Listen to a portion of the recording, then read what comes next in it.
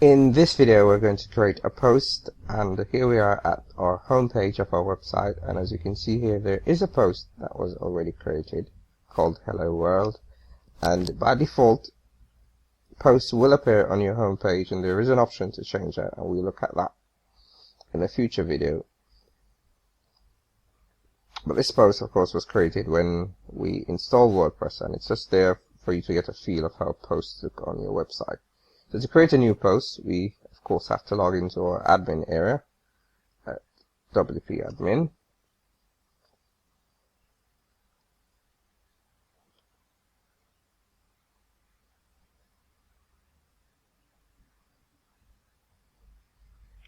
And from our menu, select posts.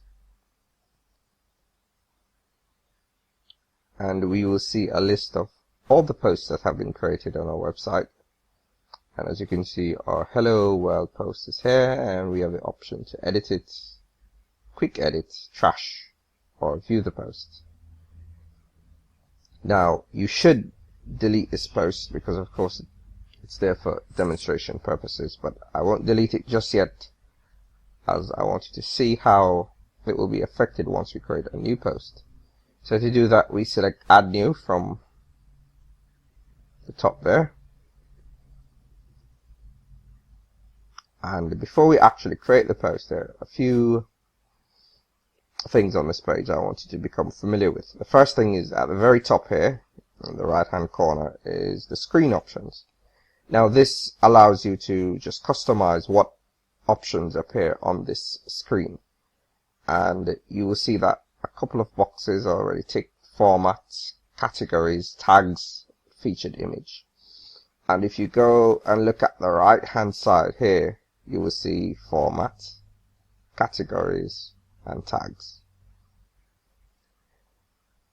So if you wanted to remove those options, you would just untick the boxes. And there are some additional options here that you probably do want to tick, such as the discussion box. And what that will do is allow you to control comments and chat back and pingbacks on your posts. Okay, the next thing we want to look at is the title. Of course, you'd want to name your post, and remember, based on how we set up our permalinks, the name of your post will appear in the URL. Okay, and you do have the option to adjust it, and I will show you how to do this. The next area is this area here, which is our WYSIWYG editor. Now, WYSIWYG is an acronym that stands for what you see is what you get. So essentially, whatever you type here and is basically how it will look on the front end of your site. If we go back over to the right hand side, you will see a couple of options. Right now the post is in draft status because we haven't typed in anything and we haven't selected publish. So once we finish, we select publish. And there are a couple of other options, such as the visibility, right? By default, all posts will be set to public, but you do have the option to select the post as password protected, where everyone will be able to see the post, but they will be prompted to enter a password to actually see the content. And another option is the private option, which no one will actually be able to see these posts at all except for your logged in users, which you have granted access to, such as your admin and editors, etc. And the password protected option is actually a great option to use to offer content to your members, paid content, etc. Okay, and if we go further down, you see, so let me set this back at public, and you will see format. Now, by default, there's a standard format for all WordPress posts, and that's what we are going to use, but you do have some other options, such as aside, image, video.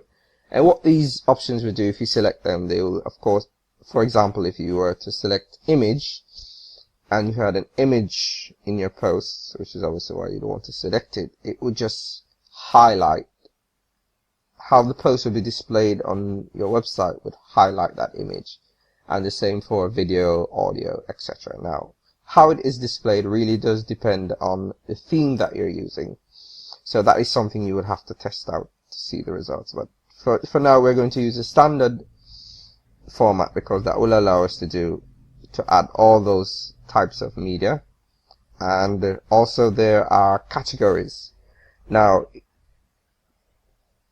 this allows you to basically, put your posts in a particular order. So for example, if your website was about sports and you covered soccer and basketball, then you could create a category just by add new category and name it soccer. So all the posts that you had about soccer would go in that category. You could just select it, and it makes it a lot easier, well, for you in terms of keeping your website in order, and also for your users who maybe are just interested in soccer, or users who are just interested in basketball to access those posts.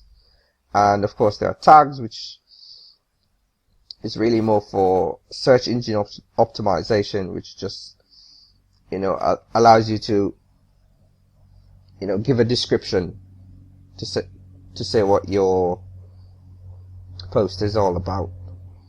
And you can also set a featured image which would show up, say, in an excerpt of your post on the front end of your site, so that people can have an idea of what your post is all about. Now, this video is actually getting a bit long, so I'm going to pause here, and in the next video we will actually create some content in our post.